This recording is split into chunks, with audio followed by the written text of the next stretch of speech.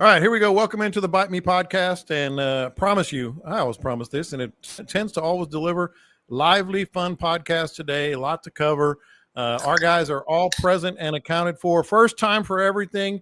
Captain Scott was the last one to log in this week. I think that's the first time in however many 6 years we've been doing this, but he's got a good excuse, I'm sure. He's been taking pictures of incredible animals and wildlife and everything else happening out there. Let's get started with the podcast. You know where we're going with this because I am sitting in front of the three greatest fishing charter captains you're ever going to meet. Well, now right that guy's gone. Now that he's gone. right in front of me. The three greatest. Go ahead, Dean. We were 2, 3, and 4 until last week. That's right. And we won't talk about who was 2, 3, and 4. But yeah, so they're sitting right in front of me. Going to be a fun, lively podcast, of course. Don't forget to subscribe wherever you get your podcast. Start at Podbean. That is going to be something that you're going to want to do because you can get every podcast we've ever done. Somebody calling themselves Brock Horner is live with us on YouTube. So Brock, you may want to cover your ears a little bit. I'm sure you've been doing a lot of that. And then, of course, don't forget the Bite Me group page, which we had a bunch of people joining the Bite Me group page this week. I think it had something to do with the news that's been happening. But let's dig in. And first, I'm going to say this because I'm always looking around. If there's anything happening here right before we go live on YouTube, don't forget we'll drop this podcast and have it posted wherever you get your podcast by about 6 p.m. tonight. So Scott, I wanted to start with you on this. This is not on the rundown. I'm just going through my usual pages that I look at, and I came across a meteorologist from Washington State, and he posted that in the last 50 years, this year is officially the windiest in the history of the United States. And I'm like, well, I've heard about the hottest. I've heard about the coldest. I've never heard the windiest. He says they've been tracking it for 50 years. And who knows before that, but this is officially the windiest spring that we've had. Okay, we'll roll with it. You think? Yeah, I mean, hell, I don't know. Dean saying no. Feels pretty windy. Maybe to the rest of the country, it's been a little extra breezy, but whoever that dude is, he hadn't spent much time in South Texas in March and April, man. And yeah, I've seen, I don't know, I guess on the whole, on the global scale, maybe, but it's been a mediocre spring down here. Yeah. All right, let's dig in. The topic we know, and I've got at least 3, 6, 9 little follow-ups that I want to talk to you guys about. I think there's a lot that our listeners can get out of this. We appreciate you listening. But I'm going to start with Caleb. So this thing, I think I saw it the morning after he posted it. The kid's name, I think, is Gage Tolles or something like that. So anybody who's listening to this podcast probably knows the story, so I'll be very quick. Fishing charter captain, the greatest fishing charter captain that you'll ever meet, went off on him. We all have seen the video. It's on the group page. If you go to the group page and sign up there. Initial thoughts, like just the first things that were racing through your mind, Caleb. Well, the first thing I thought was that kid, that was the wrong dude to say what you want to do to, apparently. The kid is not completely the victim in that situation. He was kind of mouthy and got old boy going. Now, old boy should have chilled out a little bit. And while old Gage is wanting to be mouthy to him, he probably should have thought, I'm probably going to see this dude tomorrow too. That's what I got to tell myself a lot. But I mean, if the dude wants to say his piece, say your piece and move on. Stepping onto somebody's boat is quite the big deal, as is blasting underneath a bridge with a big wake with people fishing. That is also a big deal. Now, that being said, I'll say what nobody else on the internet has said, because I've had to deal with some gauges in the past. Sometimes I see where old Brock's coming from. How so? I felt like boarding some boats and dropping some home effort. Now, I don't know if I went.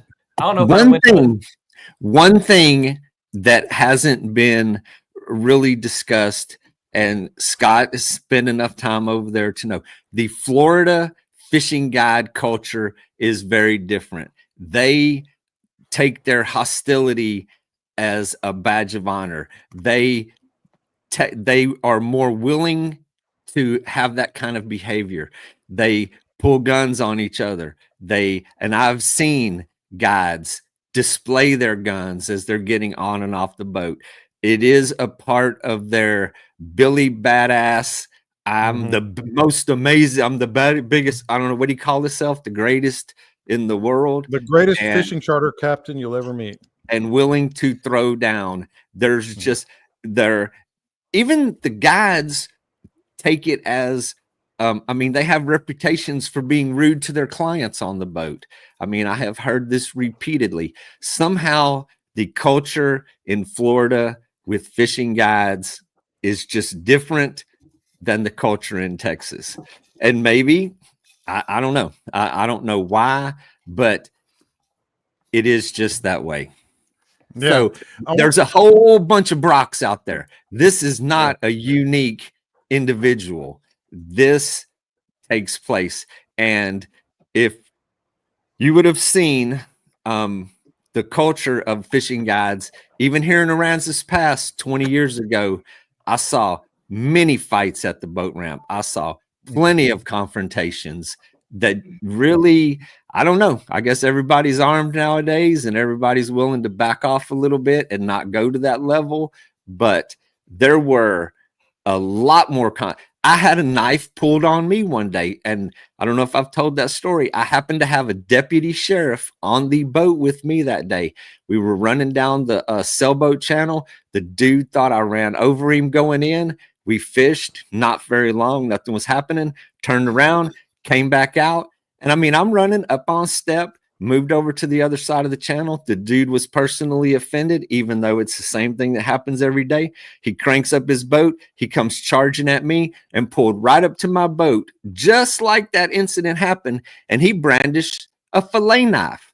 But by pure luck, I had a deputy sheriff on my boat, and he calmed the situation down. Everybody went away, and it ended right there. But so I mean, it's not a unique thing. The unique thing about this one, there was a camera rolling. The GoPro is a more powerful weapon than carrying a gun on that particular instance. Absolutely. But dude, you can't get on somebody else's boat. You step on somebody else's boat, it's a bad deal altogether. The kid didn't do anything to defuse it. The guy lost his mind. But let's look at it from this angle. If old Brock hadn't have said, "I'm the best fishing guide in the world. I fish 300 days a year. I'm an Army Ranger." If it had just been chewing him out for, whatever they did or didn't do, because it sounded to me like at first the kid wasn't guilty. And then it's like, well, yeah, it was my friend was on my boat, and yeah, he cussed you when you came through here, whatever. But if there hadn't been all the big claims, would it be as big of blown up as it is? All right, so that's perfect. Scott, I want to get to you on both those points that they made, because I think they're interesting, but I also think you can take the other side if you choose. And that is Gage, the kid, obviously he might not have been crystal clean. That dude's 22 years old. He ain't a kid. Yeah. Well, I call everybody a kid. I call you a kid. But he kept going, "I'm a kid," and all this stuff posted on social media was like, a guide attacks child in boat. No, right? You're right. You're absolutely he was right. He was a mouthy 22-year-old that got called on his mouth. But here's the thing I want Scott, especially with your background, Scott, in law enforcement, to weigh in on. Number one, Caleb's point on this young man, whatever you want to call him, maybe have been a little mouthy.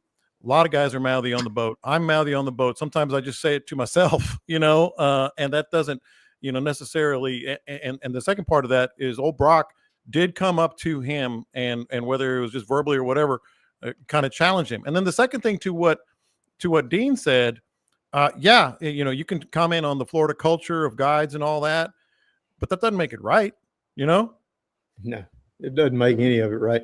My biggest thing on that guy, I've dealt with people like that. When I was in law enforcement, I dealt with them.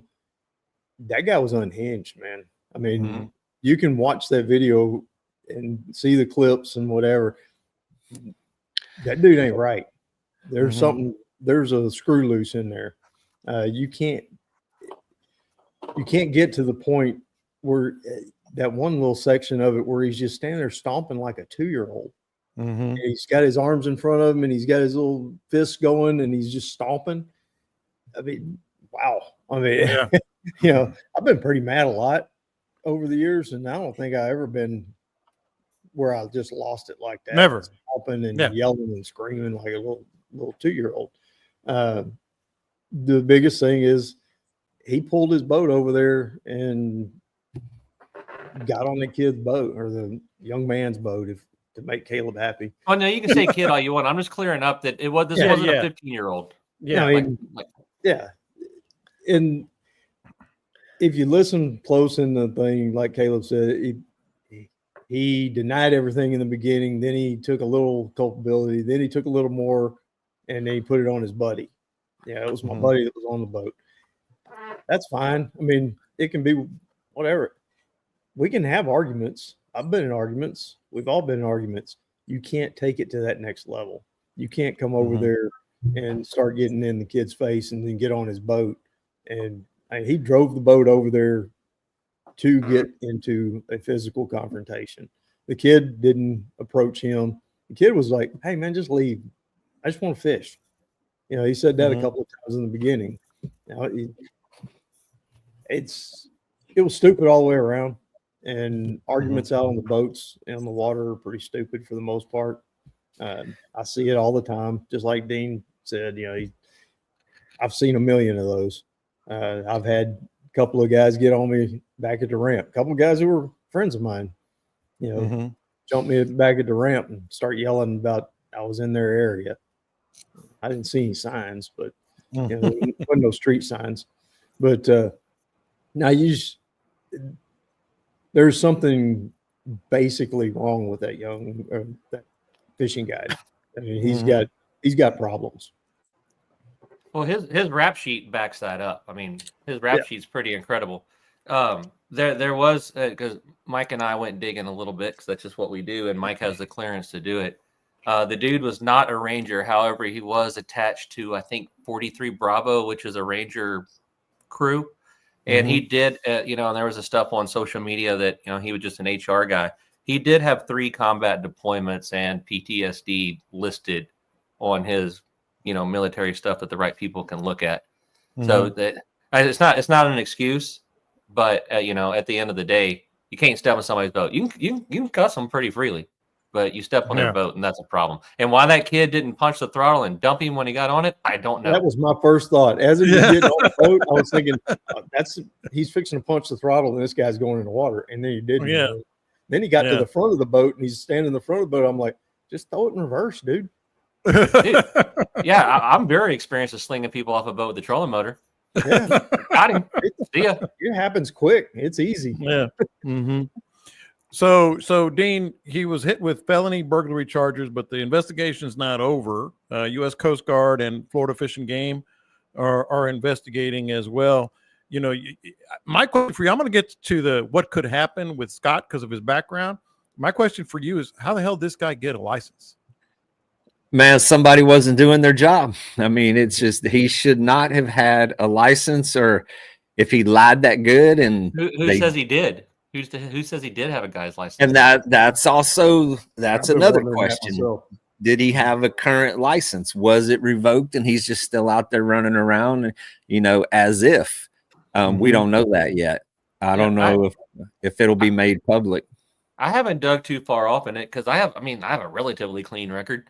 But, going through doing the TWIC card that we had to do and all the background stuff, it seems like if you aren't convicted of some sort of like a homeland security or a smuggling, something like that, they're pretty lenient on everything else. I mean, one of the questions said, have you been convicted of murder?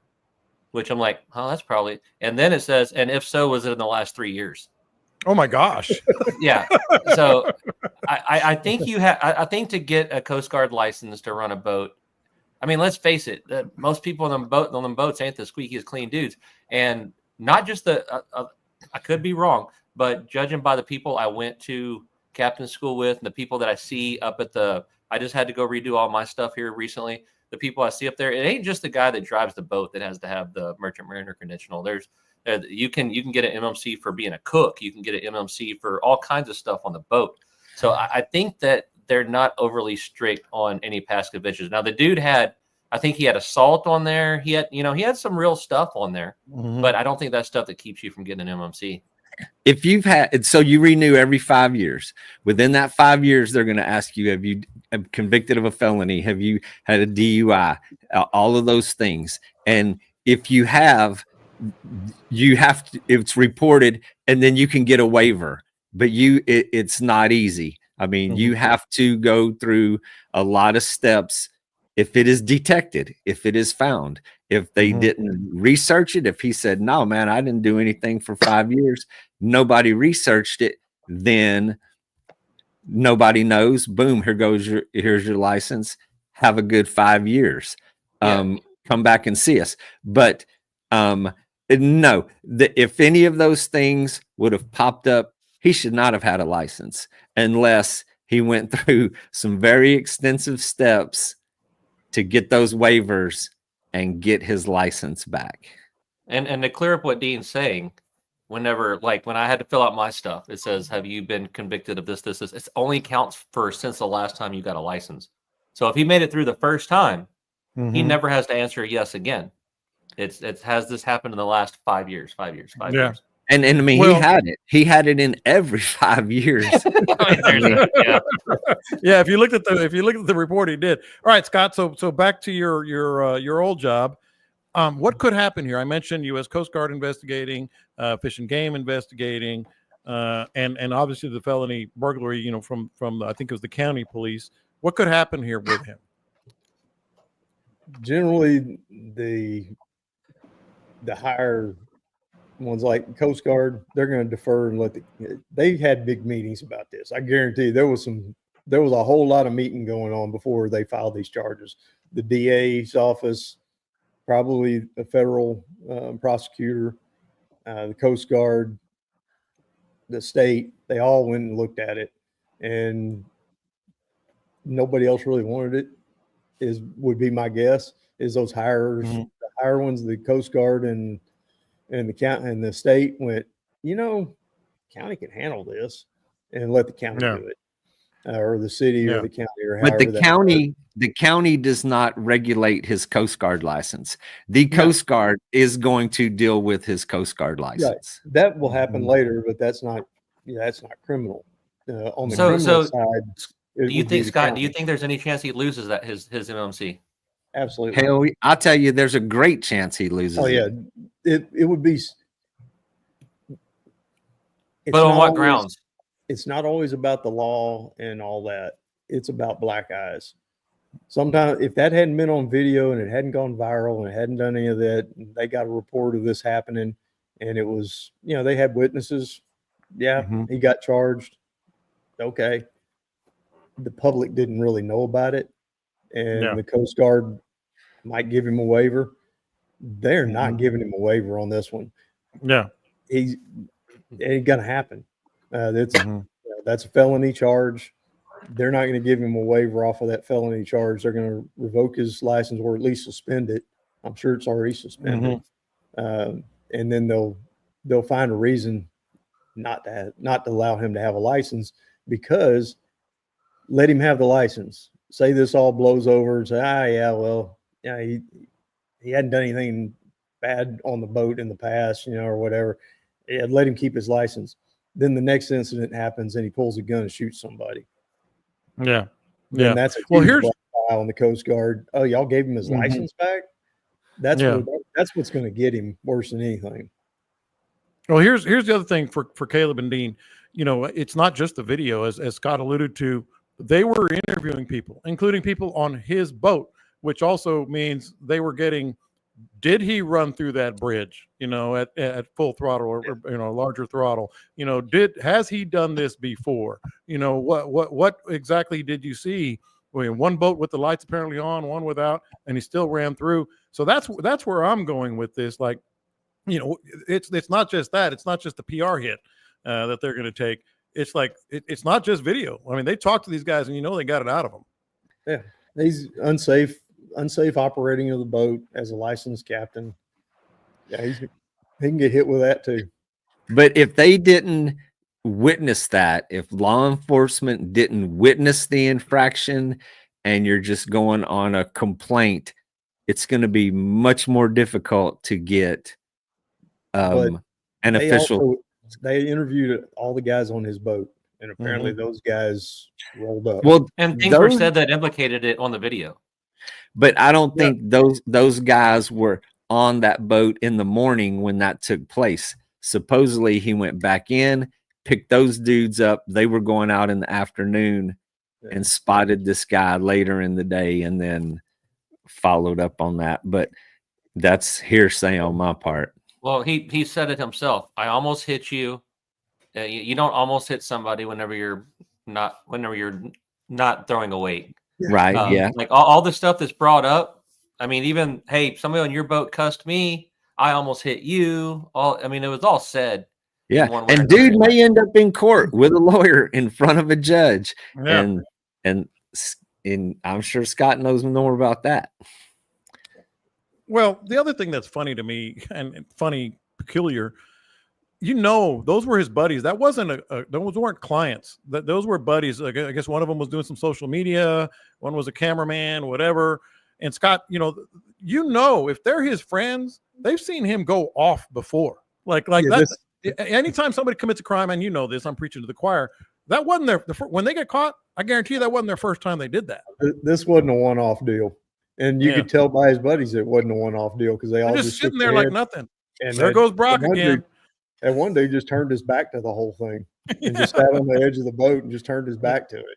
And that one of the dudes tried to distance himself from the whole thing, and he said, "This is the first time I've ever been on that boat." I was and then they actually of course the Facebook detectives come out in force and they go search, and he was spotted on the boat on the previous date. But yeah, I mean, I don't know. I would love to be in the courtroom for all of the cross-examination. Well, go ahead, Caleb. What a way to grow your YouTube channel, though. Damn. He canceled it. Yeah. No, the kid.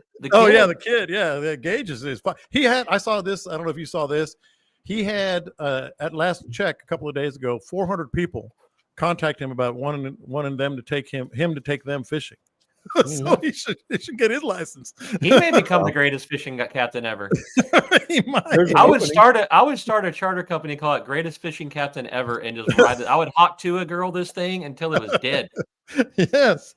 And then the other thing, and this one line kind of stood out to me, Dean, because apparently on the report, now this is a police report after investigations and everything else, it was reported that he came within 5 feet of one boat and 10 feet of another boat at a, quote, high rate of speed. Now, that's in the police report. So that right there, that ain't the first time he's done that either. I mean, this is one of those where it's just ridiculous. And I don't know, Scott, if it's in the police report and it does go to court in front of the judge, how much weight does that police report have in court? It depends on the witnesses. They'll have the witnesses in. And he's gone. Hey, man, look, I'm not a lawyer, but I watch Judge Judy a lot. And a lot of those things aren't as admissible as others. No, you're right. So now this is going to be silly because the guy's going to lose his license. And certainly it's not going to happen again with him, but there's also something instructional here, in terms of knowing these bridges, knowing that. Dean, I'm gonna start with you because you fished in Florida. Just how 5 feet and 10 feet of other boats, just how dangerous and unique is that? That is ridiculously dangerous. I mean, people will die if you're 5 feet in the other direction, or if somebody makes a sudden move and you're coming in at full speed, you can't maneuver that if it's going wrong. But this incident has definitely set an example for the rest of the world out there. The next time you try, and I mean, this might be one of the most unfortunate things for Brock, but very fortunate for the rest of the boating community, that when you want to pull something like that in this day and age, there's going to be a camera on your ass. There is going to be a video. The first thing, and man, if you're around other people and voices get raised and there's a confrontation, boom, everybody's going for their phone, man. We are going to video this, and it's going to be on the internet before they sit down, before it's over. It's going to be on the internet. So let that be an example for everybody out there. You know, if you don't want to become famous, insta-famous, infamous, yeah, for the wrong reason. I've been meaning to get footage from a certain boat ramp in Rockport since the Bite Me incident. Yeah. Hey, I wonder if since Brock can't be a captain no more, if Salt Strong might be looking for a new coach there in Florida. Ouch! Shots fired. The greatest coach ever. And so, for entertainment purposes, the Con Brown Harbor has a live webcam that goes 24/7. That if anything takes place, I mean, you're on video. Well, okay, so Scott, I do want to get back to you on what you were talking about right before it cut out. Okay. Admissible in court. Oh, did it? Police reports. Yeah. It's all about how credible the witnesses are. And if that kid gets up there and starts talking, a jury's not going to want to listen to bro. Yeah, no bros, bro. They're gonna have no bros. But based on the police report, and if all that's in there, then they found who the other boat was, and they interviewed that other boat as well. And old Brock probably did have a charter that morning. That's why he was in a hurry, and he probably had people on that charter, and they probably went and interviewed them. This was a big deal, man. I mean, it went all over the damn country and all over the world, and I'm telling you, the Coast Guard does not want egg on their face over this. They want to do a thorough, complete investigation. They are crawling up there with a microscope, and they're talking to everybody, and they're gonna get everybody's statement, and it's all sworn statements. It's all affidavit statements, and then they're gonna get into court and put those people on the stand if it goes that far. It ain't going that far. He'll take a plea deal. Yeah, this ain't going that far, folks. That's why they charged him with what they charged him with. They charged him the highest crime that they could get. He's going to plead down, and then it's all going to go away. Yeah, and I looked up burglary in Florida, and that is the most vague crime that could possibly be. Yeah, it's a catch-all. I was looking for criminal trespass, something like that, and they said burglary. I had to go nerd it up a little bit. Yeah. But burglary is just like going somewhere to do harm. I mean, it's very vague. And isn't that, Scott, how is that not assault? Or is it assault? Didn't touch him. That's what I would have gone with. But in order to do the assault, it would have. No, he grabbed his shirt. He did grab his shirt. That's in the report too. I read. Did he? He grabbed his shirt. As soon as he got on, he grabbed his shirt. Well, the assault's in there. It's burglary with assault. It's a thing. Okay. Yeah. So it's the burglary thing I didn't get. I was thinking more of a criminal trespass. That's probably what it would have been in Texas. But every state has their own laws, and they're all written different. And that's why you go to school. I want to get real quick all y'all's opinion on, again, for our listeners' purposes, some dummy is going to do that to one of our listeners or to one of us. And they've done it to all of us. What is the best way that you would do when it gets to that extreme? It's hard to control yourself. Now, Caleb, I'm going to start with you because you said he wasn't exactly Mr. Innocent, Gage, but I thought he tried to diffuse it, quickly. Maybe he was just worried about his own health, but that's fine. He still tried to diffuse it, et cetera. But what would you do? Somebody came at you like that. Well, I mean, I know what Dean would do. I got an easy answer. A choke slam over the nose of a trailer works pretty well. Oh my gosh, here we go again. But Camille says we can't talk about it. Man, see that to me, it's a catch-22 with it. Like it. Do you let the dude get on your boat? I mean, probably not. But then you're gonna have to deal with him eventually. You're gonna have to deal with him in a boat ramp. And I'm kind of a rip the band-aid off right now type of fella. Mhm. The kid I'm gonna choke his ass on 2-stroke fumes because I'm gone. I'm gone. I'm out of when there. he stepped on the boat, I think I sent him for No, a drink. no, But you're gonna it's have to in deal it. with him again later. We wouldn't even had a conversation, man. I would have been like, I'm out. I'm out. That's actually the best way to do it. You know, like just this. But that is from years of experience. Mhm. That is from being, you know, you semi offend somebody because they think you run too close to them. Man, if you stop, it can easily escalate to the next level of confrontation. Mhm. I'm gone, man. I'm not gonna give anybody a chance to do that unless they really pursue me. And He's then gonna if chase you till you stop. That guy was going Oh, to that guy chase was you. gonna chase him. oh, dude, I got chased by an airboat one day, but he wasn't fast. Actually, I antagonized this dude a little bit. No kidding.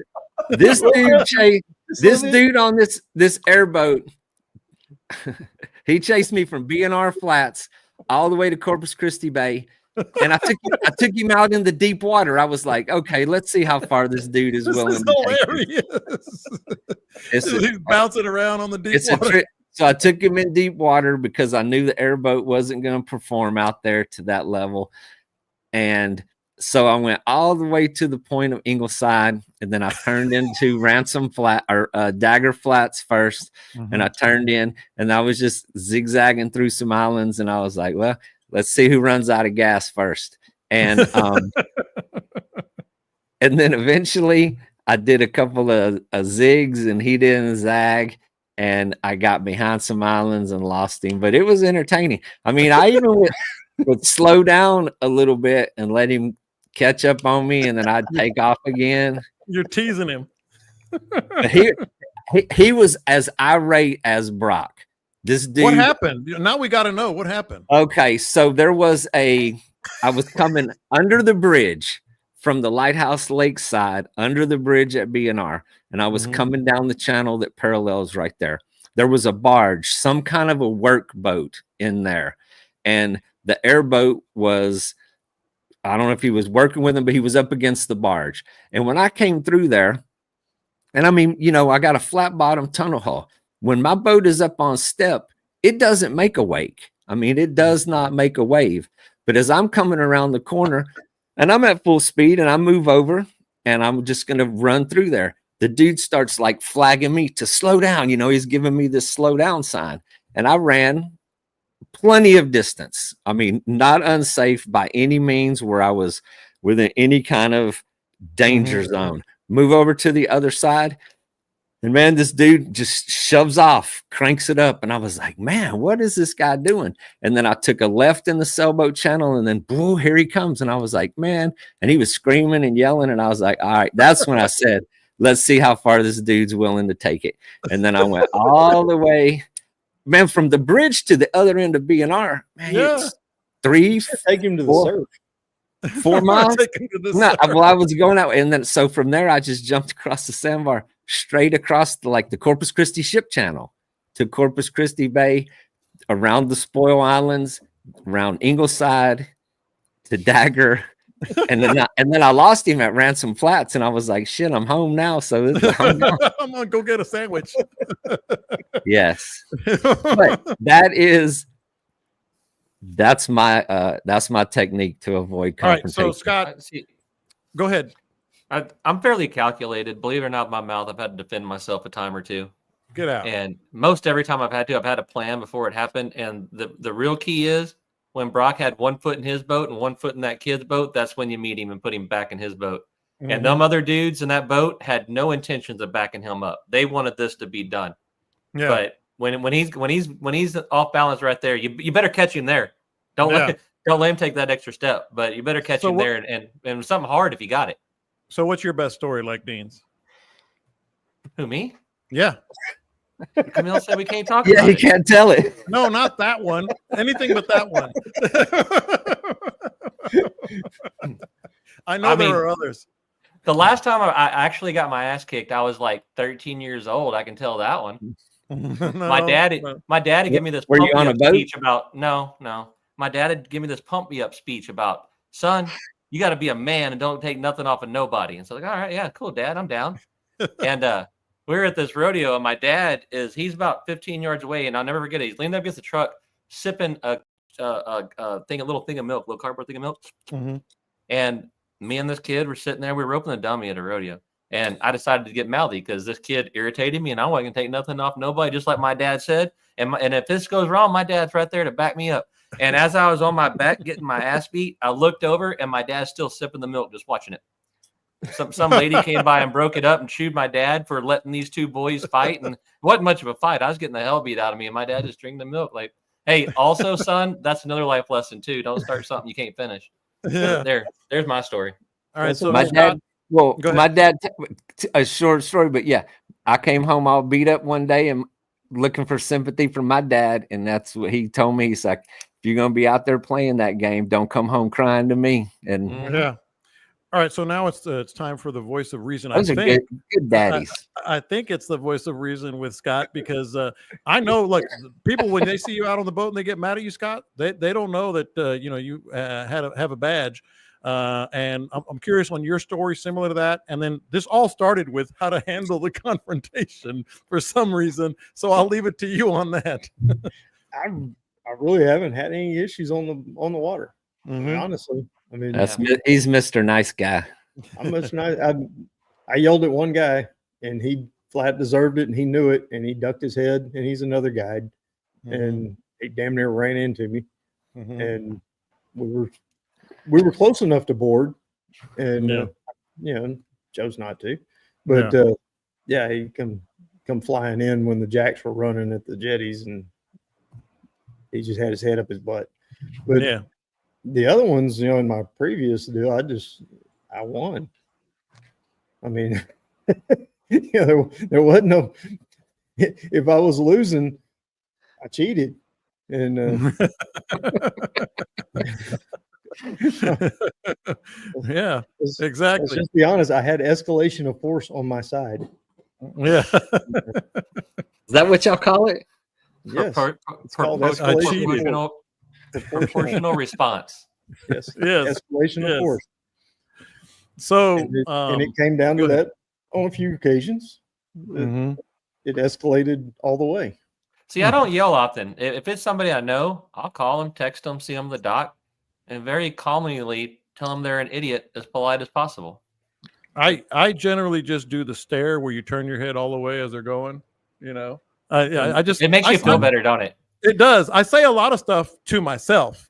Like if somebody's coming from over here, I just kind of go and just give them the stare. Though they know what you're doing. They know you're talking. If it's somebody I know, I pick up the phone and call them instantly. It's like, hey, dude. It's like, if I'm being honest, when people get all worked up and lose their mind and start yelling, that immediately tells me that either they're a sociopath or they really don't have that much time on the water. Because if you haven't grown numb to this stuff, you ain't been out here enough. That was another point I was going to make. If you can't tolerate that, you really need to find a new hobby, because it's the world we live in now, and it's not worth the trouble, man. I mean, just got to move on. What you're going to do is you're going to ruin your own day. You can yell at somebody. You're not going to change their life. You're not going to change their attitude. You're just going to piss yourself off. And then you're going to ruin your own day. So it's best to let them chase you around for like 14 miles and make a game out of it. Let's have fun with it. You're going to mess up the day for the people in your boat. Like my statement is, hey, y'all watch this idiot. And we figure out how to get a lap out of it. Yes. Yes. Now, the moral is to keep your boat one other guide full of gas. Like I said earlier, there was one guy that said I was fishing in his area. He's a fairly well-known fly fishing guide, and he does guiding in Florida. And I have heard the same stories regarding him about yelling at customers and didn't make the cast, and he's yelling at them and berating them and doing stuff like that. And I knew that going in, and me and the guy, we've been friends for 30 years. And when he gets mad at me for being in his spot and the place that he wanted to be, I just laugh, and I tell him the same thing every time. I said, man, I did not see the sign. I mean, you got to post some signs, dude. I mean, this is my area. And it usually diffuses it, or he just gets mad and stomps off, and then we're buddies later. One more thing here, and we got more to cover, but I wanted to really dig in on this because so many people are interested in it. And I'm not trying to be Mr. Oh, what about the kids? Because he's not a kid. He was a young man. But there is a certain amount of messaging here that people in Texas and Florida and everywhere. Dean, I'll start with you. That, like, if I were just getting in to the game, I'd be like, damn, I don't need that headache in my life. Are there really idiots like that out there? I just felt, you can say what you want about what the kid did, how much he did, if he tried to diffuse it. But that kid, the other thing I read, in a news story, he's not planning to fish, he said, for at least couple of months, because he's just kind of shook about it. Like, it was just a bad thing all around, especially for younger fishermen. He didn't try hard enough to diffuse it. I get that he was kind of a passive aggressive diffuser in that situation. But getting close enough to the boat to let somebody step on it, that was crazy. But for somebody, and for somebody that is, I mean, there's a lot of personalities out there. There is a lot. The thing about the guiding world, it is an ego-driven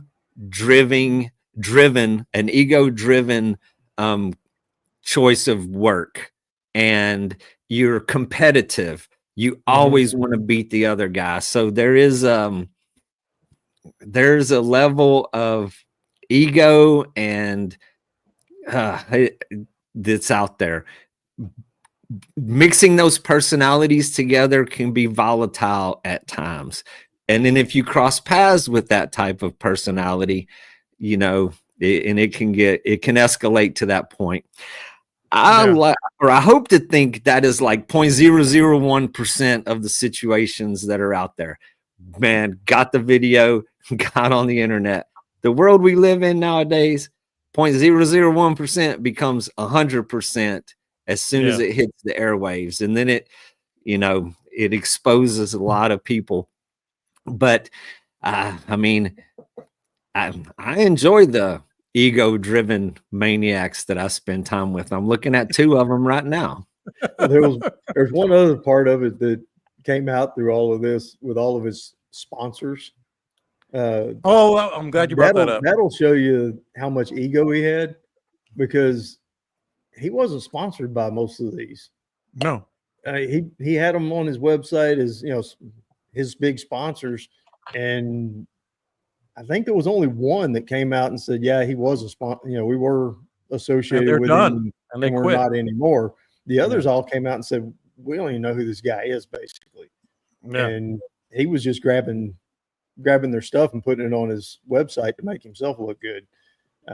There are a lot of guides out there like that. I know of several incidences of that where people will say, yeah, I'm a Mirror Lure pro staff, and Mirror Lure don't know them from nobody. They're buying it. They got the sticker though. Yeah, makes it comes official. down to that. I mean, anybody can say anything, but truly being associated with these companies the way we are is a whole different level than just grabbing their logo and sticking it on your site. This dude is a carbon copy of that fella that used a picture of your boat and said, "Got my boat ready to guide." And ironically enough, that guy was from Florida too. He was. Yeah. I'm scrolling through Facebook, and this dude's like, "Got my new Freedom in. I'm ready for trips. Call me, book me." And I looked at it, I was like, my new Freedom General. Yeah. And I screenshot I sent it to Scott, and he's like, "That's my boat. That's the ramp I was at. I remember taking that picture." And then before we go too far off the cliff, shout out to my friends in Florida. Don't mean to disrespect your whole state. Do not mean to disrespect the guides in Florida. I already texted. I mean, I know some very, very well. Great people, amazing, worked hard for many, many years. And those good ones over there will tell you how shitty the other ones are. Of course. I mean, go talk to Ed Zayak about the problems that he's run into out on the water with these. That's why he works out in the gym every day so he can stay ripped to fight crime. He's got to fight for his life out there. I already texted C.A. Richardson and Ed Zayak and told both of them congratulations on moving up the ladder of how good a fishing guide you are in Florida. Hey, and Mark Nichols as well. I haven't texted him. Have you texted him, Scott? No, I hadn't talked to Mark. I've been out here at the ranch shooting photos since this thing started. So the other thing, real quick, before we move on the sponsorships and everything, did you see the press release from Pathfinder? Because he's driving a Pathfinder boat. Yeah. They were like, "Oh yeah, God no, we have nothing to do with this guy. We don't want him to drive our boats. We don't want any of this." Like, God no. I mean, and that's the other thing. And I've told people this, and maybe I'm just a bad person, in this case, because a lot of times you kind of feel for the guy too, because you're like, he lost his bleep, and caught in the worst moment of his life. I mean, the lowest of lows or worst timing or whatever you want to call it. I didn't really feel that bad for him, man, because I know, number one, as we talked about, he's done this before. Number two, his buddies were like, get back on the boat, man. Like they've seen it 100 times, and number three, the complete fraud that he was, from the sponsorships to maybe even the license and everything else. Like, Caleb, I don't know how you felt about him, but I didn't feel sorry for him at all. No, I don't feel sorry for him. You gotta control yourself a little bit. Again, if he spends 300 days on the water and he lost his mind that much about one little thing, he's full of shit. He don't spend 300 days on the water. That's a lie. He takes his buddies out fishing. He has a website. They say there's no such thing as negative press. Like, hey man, this guy's talking. He disliked my YouTube video. Oh, there's no such thing as negative press. Sure I would say there is. Yes. I say that all the time. Just spell the name right. But I also qualify it like the vast majority of time. It's any press is good press. Not this time. Not this time by any stretch. This dude has ate up 50 minutes of the #1 saltwater podcasting thing in the whole wide world, 300 days a year. Yeah. At least 300 days a year. And if anybody feels any sorry for him at all, just go back and catch that one section of the little clip before he gets on the kid's boat, where he's standing there stomping and he's got his fist in front of him and he's making this little, I don't know what, I mean, I've seen 2-year-olds and 3-year-olds do it when they don't get their way and they're stomping and got their little fist in front of them. And that's exactly what it reminded me of. If you got any little bit of worry about him, go back and watch that part of it and it'll go away real quick. First thing I did was I checked to see if he was married and had any kids. And when I saw that he didn't, or at least that were reported, I'm like, well, screw him then. I would have felt bad for the wife and the kids. That's about the extent of it. But all right, so let's move on. A couple things here. One more thing, at least, before Scott. And by the way, yes, we have covered this in depth, but as you said, Caleb, people all over the country listen to the podcast, and you three guys are the best, greatest fishing charter captains on the planet. So they wanted to hear what you had to say. This is the greatest saltwater fishing podcast on the planet, for the record. Right. That's right. We post 300 days a year. Yeah, exactly. I dare you to challenge us on that. So Caleb, I want you to address something that we talked about last week. You were unavailable, and I want you to make sure you make it very, very clear, because there was a little bit, I'm not going to get into it, but there was a little bit of back and forth on the group page in terms of, running skinny and my whole thing. And you are one of the, the best, most active content creators that I know. In the world. In the world. You're the greatest content creator in the world, but you really are. And my thing was, and I'm sure you went back and heard it and certainly heard about it. I started to worry as I saw more and more of these videos of guys just tearing crap up. And I'm like, man, content creators with one video can do more damage than that it would take a year to the environment and to the habitat. So I wanted you to address that, and the fact that we give you a hard time, but there's a certain amount of difference there. Yeah, I was about as aggravated as I could possibly be the other day. I had a water spigot freeze, like corrode up and I'm messing with that, and then you send me a screenshot and it says Captain Caleb gets called out, and I couldn't have been more aggravated in my life. And I saw that. You're welcome. I saw that, and I was like, what did these idiots do on this podcast that I wasn't around for? So I went and watched it, and I thought that y'all covered it pretty stinking well. Yes, y'all talk about me running skinny and stuff. I am in mud. I am not on grass flats. When I go down south, when I'm in 9 Mile, Yarborough, all that, I want to make it very clear that I will troll all over those flats, but then I will go find an oil field cut to get up in. Even if it's not for Captain Caleb being super caring about the grass and stuff, which I am, but even if it's not, I don't want to break prop shafts and wear out props and all that kind of stuff. It's better for everybody. Now, you guys do give me a hard time about the things that I do, but y'all are giving me a hard time because I slide boats up onto the state of Louisiana and the state of Texas. Whenever I tear up grass, it's grass on the land. And Here's flat spot. St. Augustine. And here there's another interesting aspect. I was talking to somebody about this the other day, how one incident can turn into legendary. I haven't been around a manatee in 15 years. There were a couple of incidents that has lived. It has a life of its own. Caleb saw an otter one day, and now the otter is forever attached to Caleb. Otter, I don't know what the hell. What do we got on Scott? Nothing yet. I did see the. Go ahead. But John's point. Here's the thing: the dude arguing with me, and he and I had a side conversation the next day. Everything's fine. It's good. It's great. But the guy that was I ain't gonna call it coming at me, but he was a little bit maybe. He had the exact same damn point that John did, in that this doesn't need to be thought of as cool. This doesn't need to set the standard. And I feel like if you listen to us in context and more than one episode, that a million times we've talked about this stuff. And Scott's made the point, Caleb's up in the mud, but when he's down south, that's what I do. But your point of the guys making the videos just to show that they can and blast through that stuff isn't good. Did it sell some HPP props? Probably. I don't know. But it is a bad example. Just like what we always talk about with take a picture of your customer, hold the big, healthy, slimy fish instead of a pile of dead ones.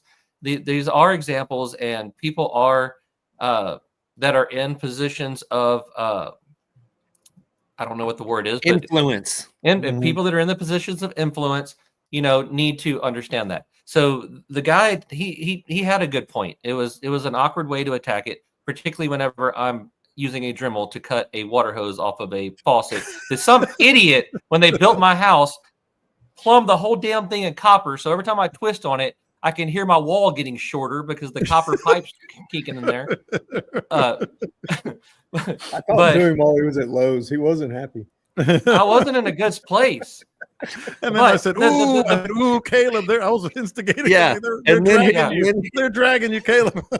The point is, there are times when you just have to do the stuff that was in that video. I didn't even see that. And to tell y'all how much I pay attention to social media, I didn't even know about that video until somebody called me and like, "Hey, this guy's getting blasted on social media," and I saw a part of it. But if what you tear up now is a problem tomorrow, I'll give a big example of what happens when you do things like this. And again, don't do it. Take the long way around. It's not that big of a deal, and it's easier on your boat. But in Caltrap Lake, which is somewhere that I fish from time to time, there's this really windy thing that goes way back in a marsh. And there's this one wind that it makes a big U to the left, and it's probably going to cost you an extra 200 yards total to follow that U to the left. 2-3 years ago, there in that to cut that U in half was a spot about 10 feet wide and about 3 inches deep. And people started hitting that instead and just blasting through that. 2 years later, that spot is probably 30 or 40 yards wide and has changed the way the water flows through that whole system. Does that screw things up? Who knows? But when you're doing this, you are tearing stuff up. You're making a worse tomorrow for everyone else. So unless you absolutely have to do it, but if you don't, if you're just trying to make a video, nobody on Bite Me nor myself condone it. And neither does Angler U, just to make that clear too. Well, that's what, according to the post, Dean. Now Dean is instigating. You're fired up enough. I'm not fired up. I'm saying that the guy arguing, in my opinion, his thoughts were very parallel with us. What pissed me off was the insinuation that they weren't. Yeah. And also that stupid ass water hose plumb with copper line outside my house. And I'll take it one step further. My wife has been on my butt to fix that for like 4 months, and I keep telling her there's no way to do it. And finally, I said, "I'm gonna take a Dremel," and I literally said to her, "You want to walk outside and watch this shit show? Everything's about to be tore up. This is gonna be terrible." And I walked out there and touched it with the Dremel, and it fell off in my hand. I was like, "Well, damn, we're not gonna tell her about this either. We're gonna sit out here for a little while." And I walked around the outside of the house and went to Lowe's, so she didn't even know I was gone because I'm out there fighting this thing that I told her couldn't be fixed. Well, there you go.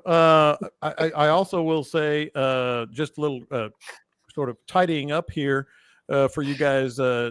Dean, we've got some sawgrass rods coming your way. I was talking to Colin, I was texting with Collins today, so he's got some fly rods. And for everybody else, we have shootouts, drift socks in stock and shipping daily. So we're and it is the windy season. It's coming up in conversation quite often on how to slow this thing down. So yeah, get your shootouts, message me. I'll send you the link or link it up. But yes, we have a new inventory in stock ready to ship. And I want to get what angler you've got going on tonight. I think it's my guy, Patrick, joining you tonight, Caleb. But I had a great conversation. I want to tell anybody who's listening to the podcast to go to the Bite Me YouTube channel, because I had a really good conversation with Chris over at Bates Reels about actually, and he had the reel and he was showing it, when you get it out of the box, everything you do, because tuning a reel can be such a frustrating thing and you just throw it to the side if you don't do it right. So he went step by step by step going through all that. So that was really cool. I would encourage people to check that out here on the YouTube channel. But what else you got? Well, one of the things that makes a Bates a really cool reel is there's multiple adjustment points to it that other reels don't have. And I think that's why some people get them and like, man, I hate this thing, but it is something that you need to know how to do. Angler U, I released a video yesterday with Pat doing transition stuff, and I've gotten a lot of feedback that, hey man, I really like that video. That's the real stuff. It's not, hey, we're out here and we're captains and we're easily catching fish. It's like, hey, this is a grind, this is why, and this is how we caught some today. And so Pat, tonight, we're going to be talking about the spring transitions. I was really pumped up when I booked him because we had 2 foot of water come back in. The water's getting warmer. It's getting great. And then whatever the heck this is blew in and blew 2 feet of water right back out. It's freezing cold outside. But yeah, it's going to be a big show about transitions and stuff tonight. We're all right. And then Scott, I don't know how much you can say or not say, but I've never seen a badger in Texas. Really? Not in person. I've seen 3 during this contest. I had never seen one prior to this, and I've been on this ranch every time I've shot this, and never ran across a badger. Found their holes, all that stuff. Never actually ran up on one. And I'll be damned. The first day I was out here, I come driving around the corner, and Bill, who was here with me, he's never seen one. He's a biologist, and he's shot 12 of these contests, I think, and he's never seen one.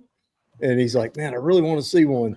And he's following me along, and I'm stopped in the middle of the road. He's ways behind me, and a badger had run across the road in front of me. And then the next day I was down in the bottoms riding around, and another one ran across the road. This one happened to be feeding out in the Sendero, and I got to sneak up on him. I got within 40, 50 yards. It must be badger migration season. Actually, I started reading up on them. You know how I get when I get into something. So I was reading up on them, and they cover typically the radio collar studies and stuff. 2,700 acres per badger is what they're range. And we see them at the ranch down south near Zapata. Yeah, there's a lot of them in South Texas. Yeah, where you're at, there's a bunch. I don't know what their range is. So what did you read? How far north is their range? It's from Mexico to Canada. Yeah, Whoa. Mexico to Canada. They don't go much past Central Texas to the east. Yeah. So they're like the hummingbirds. They go up to the Arctic in the summer, and then I don't think they go back to Mexico in the winter. They got real short legs, Dean. Yeah, you've seen one run. Hey man, you seen them hummingbirds? They got little tiny wings. Little bitty wings. Little bitty They're way wings. faster though. But yeah, All right. It said, Go ahead. It said Well, that now, when the females, when they have their babies in the dens, that they'll only cover about 3 to 5 acres. So I'm thinking maybe that's what I'm seeing is a female that's got babies somewhere, and she's in the same area over and over again. Need to put some Hopefully I get badger some food better out. pictures. Can you buy badger food on Amazon? badger bait. Badger bait. All right. What's this has been fun and very, very, very entertaining. So what We was Scott almost do? talked fishing. We almost talked. We did a little bit, didn't we? Kind of, sort of around it. Now let's talk fishing now about this weekend. If my eyes are not deceiving me, a little bit of southeast wind on Friday and Saturday coming in. Caleb, looks like you might get a little bit of reprieve here. Yeah, might get a little bit of water back. I'm looking at some low southeast through the week, and then some little bit of southwest and a little bit of southeast. I don't know if it's going to come back in a jiffy. We're getting close to a full moon, so we can get a big time. I get some water back. But Jiffy? How much is a jiffy? Quick, it's a jiffy. It's the size of a hummingbird ear. Yeah. So because for Scott and his company, because I don't care. I'll die on this hill. Saturday the wind looks pretty good, but that barometer looks terrible.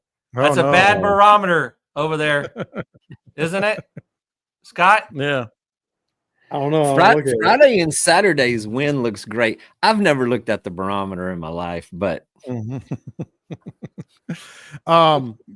so Dean, catch us up real quick before we get out of here. Man, my area is great, man. My buddies that been out fishing. I've been kind of tied up in physical therapy doing my thing. I'm going to the doctor on Thursday, man, and we're gonna get a good idea about my progress. I'm getting really, really close to getting back out there. The forecast is amazing. The wind, it's normal for us. I mean, nothing over 15 at the most. Friday, Saturday looks great. Tide is up decent where all of the flats are open for, exploring, setting up beautiful long drifts. So, I mean, the next 5 days till Sunday looks like we got some wind cranking, but who can trust the forecast that far anyway? But, for the next 4 days, I mean, it looks very doable, man. The tide is up. If I wasn't doing this little roadie to the doctor and everything else going on, I might be testing my spine a little bit. Anything to add, Scott? And guess who, by the way, is picking up their new Warrior this weekend? Probably. Nice. Damn straight. Everything was looking good. Port O'Connor, fishing was really good, and then we lost 3 feet of water, and it got cold. I mean, yesterday going out to the photo blind this morning, I guess it was 41 degrees. It's April, and it's supposed to be 41 degrees. So I don't know how cold it got back at the house in Port O'Connor, but it was chilly and the water went away, but it'll come right back. We're not in that period of time where you got to worry about it not warming back up. The heat's coming, and fishing will go right back to what it was. Well, all right. Fun show. I think the message today is don't be a Brock. You guys have killed it as usual with your insight. I hope everybody has a great week, a great weekend. Catch them up. I might be seeing you out there, and we will talk to you next time. You reckon if Brock watched Bite Me and realized he wasn't the greatest guy in the world, that would have saved him a little bit of crap on social media?